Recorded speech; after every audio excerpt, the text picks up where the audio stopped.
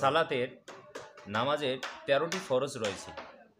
যে ১৩টি ফরজ যদি কোনো নামাজি ব্যক্তি যদি না জানে, তাহলে তার নামাজ হবে না, তার নামাজ কবুলেই হবে না, তার নামাজ গ্রহণযোগ্য হবে না।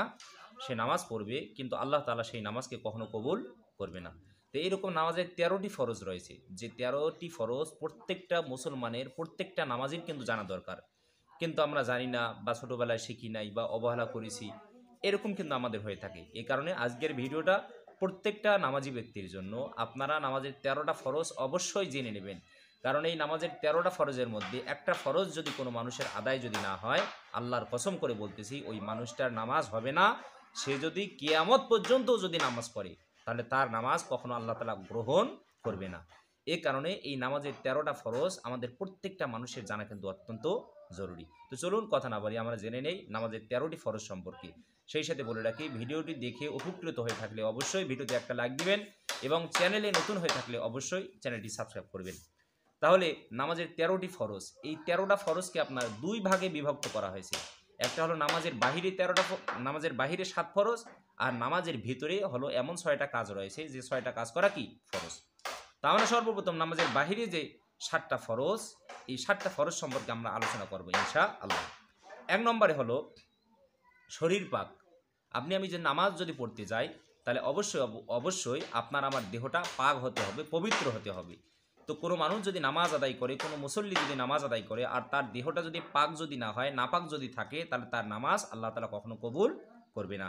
এই কারণে রব্বুল আলামিন সূরাত মাইদার ৬ নম্বর আয়াতে আল্লাহ তাআলা বলেছেন, ইয়া আইয়ুহাল্লাযীনা আমানু ইযা কুমতুম ইলাস সালাত, তোমরা যখনই নামাজে দাঁড়াবা, ফাগসিলু উজুহাকুম, তোমরা তোমাদের মুখটাকে সুন্দর করে ধুয়ে নাও, ওয়াইদিয়াকুম ইলাল মারাফিক, তোমরা দুই হাতের কুনু পর্যন্ত সুন্দর করে ধৌত করে নাও, ওয়ামসাহু বিরউসিকুম, তোমরা তোমাদের মাথাটারে মাসাহ করো, ওয়াইদিয়াকুম আপনার ওয়ারজুলাকুম ইলাল কাবাইন, এবং তোমরা তোমাদের দুই পায়ের টাকনুকে সুন্দর করে ধৌত করে নাও। এবং আল্লাহ তাআলা পরের আয়াতে বলেছেন যে তোমরা পবিত্রতা অর্জন করো। আমরা যদি নামাজ যদি পড়তে যাই, তাহলে অবশ্যই আমাদেরকে কি অর্জন করতে হবে? পবিত্রতা অর্জন করতে হবে। এরপরে শুধু এটাই নয়, রাসূল সাল্লাল্লাহু আলাইহি ওয়াসাল্লাম তিরমিজি শরীফের আপনার ১ নম্বর হাদিসে তিনি বলেছেন, লা তুকবালু সালাতুন বিগাইরি তুহুরিন, কোনো নামাজেই কবুল হবে না পবিত্রতা ছাড়া। তো আপনি আমি নামাজ যখনই আদায় করব, অবশ্যই পবিত্র হতে হবে। অপবিত্র থাকলে কখনো নামাজ কবুল হবে না। এবং তিরমিজি শরীফের ৩ নম্বর হাদিসে রাসূল সাল্লাল্লাহু আলাইহি ওয়াসাল্লাম বলেছেন, মিফতাহুস সালাহ আত-তুহুর, যে নামাজের চাবি হলো পবিত্রতা। আপনি আমি যদি পবিত্র না থাকি, তাহলে ওই নামাজ আল্লাহ তাআলার কাছে কখনো গ্রহণযোগ্য হবে না। তাহলে নামাজ কবুলের প্রথম নম্বর শর্ত হলো সেটা কি? পবিত্রতা অর্জন করা, পবিত্র থাকা। দ্বিতীয় নম্বরে হলো কাপড় পাক। ১ নম্বর হলো শরীর পাক, আর দ্বিতীয় নম্বরে কাপড় পাক। তা আমরা যে কাপড়টা পরে নামাজ পড়বো, অবশ্যই সেই কাপড়টা আপনার আমার পবিত্র থাকতে হবে, পাক থাকতে হবে। এই কাপড় যদি কোনো মানুষের নাপাক থাকে, তাহলে তার নামাজ কি কখনো কবুল হবে না। এই বিষয়ে আল্লাহ তাআলা সূরাতুল মুদ্দাসসিরের ৪ নম্বর আয়াতে আল্লাহ তাআলা বলেছেন, ওয়া থিয়াবাকা ফাতাহির, তোমরা তোমাদের কাপড়কে পবিত্র রাখো। তো কাপড় যদি কোনো মানুষ যেটা লুঙ্গি যেটা পরে, বা যেটা পাঞ্জামা বলেন বা প্যান্ট বলেন, যেটা সে পরিধান করে এবং যেটা সে কাপড় গায়ে দেয়, এই কাপড়গুলো তার যদি নাপাক যদি থাকে, অপবিত্র থাকে, তাহলে এই মানুষের নামাজ কখনো কবুল হবে না। এরপরে হলো নামাজের জায়গা পাক। আপনি আমি যে জায়গায় বসে নামাজ আদায় করব, অবশ্যই ওই জায়গাটা কি হতে হবে? পাক হতে হবে। ধরেন আপনার যে জায়গায় দাঁড়িয়ে আপনি নামাজ পড়তেছেন, সে জায়গায় ময়লা রয়েছে বা নাপাক রয়েছে, আপনি তার উপরে জায়নামাজ বিছালেন, যে জায়নামাজটা হলো পবিত্র, আপনার নামাজ হয়ে যাবে। কিন্তু আপনি আমি যে জায়গার উপরে নামাজ পড়ব দাঁড়িয়ে, এই জায়গাটা অবশ্যই পবিত্র হতে হবে। অপবিত্র জায়গায় দাঁড়িয়ে নামাজ পড়লে কখনো সেই নামাজ আল্লাহ তাআলা কবুল করবে না। এরপরে হলো ৪ নম্বর হলো সতর ঢাকা। কোনো মানুষ যদি নামাজে তার সতর যদি বের হয়ে যায়, তাহলে নারী হোক পুরুষ হোক, তাহলে তার নামাজ কখনো কবুল হবে না। তো পুরুষের সতর কোন পর্যন্ত? আমরা মনে করি পাঞ্জাবি গায়ে দেওয়া এটা হচ্ছে আমার সতর, টুপিটা মাথায় দেওয়া এটা আমার সতর, এরকম কিন্তু আমরা বলে থাকি। হ্যাঁ, এটা কিন্তু কি নয়? সতর নয়। মাথায় টুপি দেওয়া, গায়ে পাঞ্জাবি দেওয়া, এগুলো হলো সুন্নত, রাসূল সাল্লাল্লাহু আলাইহি ওয়াসাল্লামের সুন্নত। এগুলো দিতে হয়, এগুলো ঢাকতে হয়। এটা হচ্ছে নামাজের একটা আপনার সুন্নত, নামাজের একটা আদর্শ। তো পুরুষের যেটা সতর, সেটি হলো নাভি থেকে শুরু করে হাঁটুর নিচ পর্যন্ত। নাভি থেকে শুরু করে হাঁটুর নিচ পর্যন্ত এটা হচ্ছে পুরুষের সতর। পুরুষ যদি নাভি থেকে শুরু করে হাঁটু পর্যন্ত, অর্থাৎ কোনো পুরুষ যদি নামাজ পড়ে কিন্তু তার হাঁটু যদি বের হয়ে যায়, তাহলে এর কারণে তার নামাজটা কি হয়ে যাবে? নষ্ট হয়ে যাবে। আবার দেখা যায় অনেক যুবকের তারা নামাজ পড়ে তাদের প্যান্টটা এত নিচে নেমে আসে যে তাদের আপনার পাশা যেটাই বলে আমরা বলি নিতম্ব বলি, সেটা কি যায় সম্পূর্ণভাবে দেখা যায়। এটা দেখা গেলেও কি হবে না, ওই পুরুষের কখনো নামাজ কবুল হবে না। এই কারণে আমরা নাভির নিচ থেকে শুরু করে হাঁটু পর্যন্ত এটা অবশ্যই ঢাকতে হবে, না ঢাকলে ওই পুরুষের কি হবে না, নামাজ কবুল হবে না। এটা গেল পুরুষের সতর।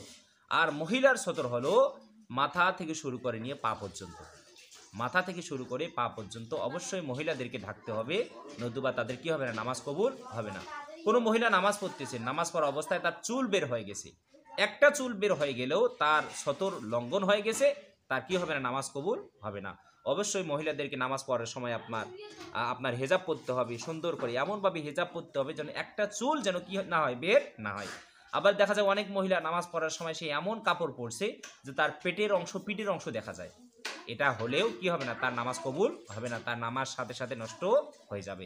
এরপরে দেখা যায় অনেক মহিলা সেজদায় গেছে, সেজদায় গেলে তার কাপড় অনেক আপনার পায়ের অনেক উপরে উঠে যায়, তা এটা হলেও তার কি হবে না, নামাজ কবুল হবে না, সাথে সাথে তার নামাজ নষ্ট হয়ে যাবে। মহিলাদের সতর কিন্তু অত্যন্ত গুরুত্বপূর্ণ। এই সতর বের হয়ে গেলে আল্লাহর কসম করে বলতেছি কোনো নারী পুরুষ কারো কি হবে না, নামাজ কবুল হবে না।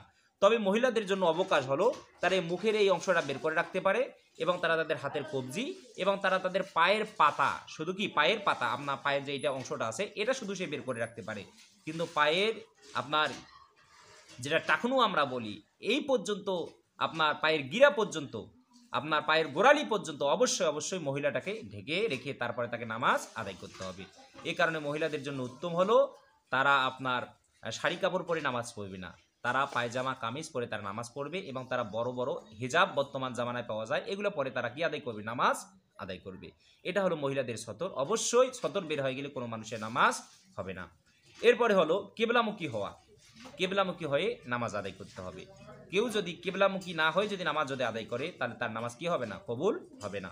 আল্লাহ তাআলা সূরাতুল বাকারায় এটা ঘোষণা দিয়েছেন 144 নম্বর আয়াতে, ফাওয়াল্লি ওয়াজহাকা শাতরাল মসজিদিল হারাম। হে নবীজি, আপনি আপনার চেহারাটাকে মসজিদে হারামের দিকে ঘুরিয়ে নেন। তাহলে আমরা অবশ্যই অবশ্যই নামাজ আদায় করব কেবলামুখী হয়ে।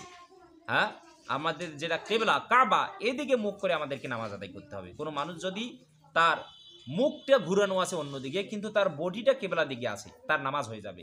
কিন্তু আপনার মুখটা কেবলা দিকে আছে কিন্তু আপনার বডিটা কেবলা দিক থেকে ঘুরে গেছে, সাথে সাথে আপনার নামাজ কি হয়ে যাবে, নষ্ট হয়ে যাবে। অবশ্যই অবশ্যই আমাদেরকে কেবলামুখী হয়ে নামাজ আদায় করতে হবে। এরপরে রাসূল সাল্লাল্লাহু আলাইহি সাল্লাম বুখারী শরীফের 6251 নম্বর হাদিসে তিনি বলেন যে যখন তুমি নামাজে দাঁড়াবে তখন যথা নিয়মে সুন্দর করে উজু করবে এবং কেবলামুখী হয়ে তুমি নামাজে দাঁড়িয়ে যাবে। তা আমাদেরকে অবশ্যই অবশ্যই কেবলামুখী হয়ে নামাজ আদায় করতে হবে। এরপরে হলো 6 নম্বরে হলো ওয়াক্ত মতো নামাজ পড়া, সময় মতো নামাজ পড়া। সময় মতো আমাদেরকে নামাজ আদায় করতে হবে। জোহরের যেটা ওয়াক্ত, এই জোহরের ওয়াক্তে জোহরের নামাজ, আসরের যেটা ওয়াক্ত, আসরের ওয়াক্তে আসরের নামাজ, মাগরিবের যেটা ওয়াক্ত, মাগরিবের ওয়াক্তে মাগরিবের নামাজ, এরকম করে প্রত্যেক ওয়াক্তে প্রত্যেক নামাজ আদায় করতে হবে। আল্লাহ তাআলা সেটা পবিত্র কোরআনুল কারীম সূরাতুন নিসার 103 নম্বর আয়াতে আল্লাহ তাআলা বলেছেন, ইন্নাস সালাত কানাত আলাল মুমিনিন কিতাবাম মাওকুতা। প্রত্যেকটা মুমিনের জন্য সময় মতো নামাজ আদায় করাকে আল্লাহ তাআলা ফরজ করে দিয়েছেন। কিতাব যেটাকে বলা হয় মানে ফরজ হওয়া, তা আমাদেরকে অবশ্যই অবশ্যই সময় মতো নামাজগুলোকে আদায় করতে হবে। সময় ছাড়া নামাজ আদায় করলে ওই নামাজ আল্লাহ তাআলা কখনো কি করেন না, কবুল করেন না। রাসূল সাল্লাল্লাহু আলাইহি ওয়াসাল্লামকে জিজ্ঞাসা করা হলো, ইয়া রাসূলুল্লাহ, সর্বোত্তম আমল কি? রাসূল সাল্লাল্লাহু আলাইহি ওয়াসাল্লাম বললেন, নামাজের সময় মতো নামাজকে আদায় করা, এই নামাজটাই কি সর্বোত্তম নামাজ। এরপরে 7 নম্বরে হলো নামাজের নিয়ত করা। নামাজের নিয়ত করা হলো ফরজ। কোনো মানুষ যদি নামাজের নিয়ত না করে তাহলে কি ওই মানুষটার কখনো নামাজ কবুল হবে না। আপনি আমি আরবিতে পারি আর বাংলায় পারি, যেভাবে পারি আপনার আমার মনের আশাটা যেভাবে আপনি আমি ব্যক্ত করতে পারি সেটাই কি নামাজের নিয়ত। তবে অবশ্যই অবশ্যই নামাজের নিয়ত সেটা করতে হবে, না করলে আপনার আমার নামাজ কখনো কবুল হবে না। রব্বুল আলামিন আমাদের সবাইকে প্রত্যেকটা কথা বোঝার তৌফিক দান করেন, বলি আমিন। তো আজকের ভিডিওতে আমরা নামাজের বাহিরে যে 7 ফরজ, এই 7 ফরজ সম্পর্কে আলোচনা করলাম। আগামী ভিডিওতে আমরা নামাজের ভিতরে যে 6 ফরজ, এই 6 ফরজ সম্পর্কে আমরা আলোচনা করব ইনশাআল্লাহ।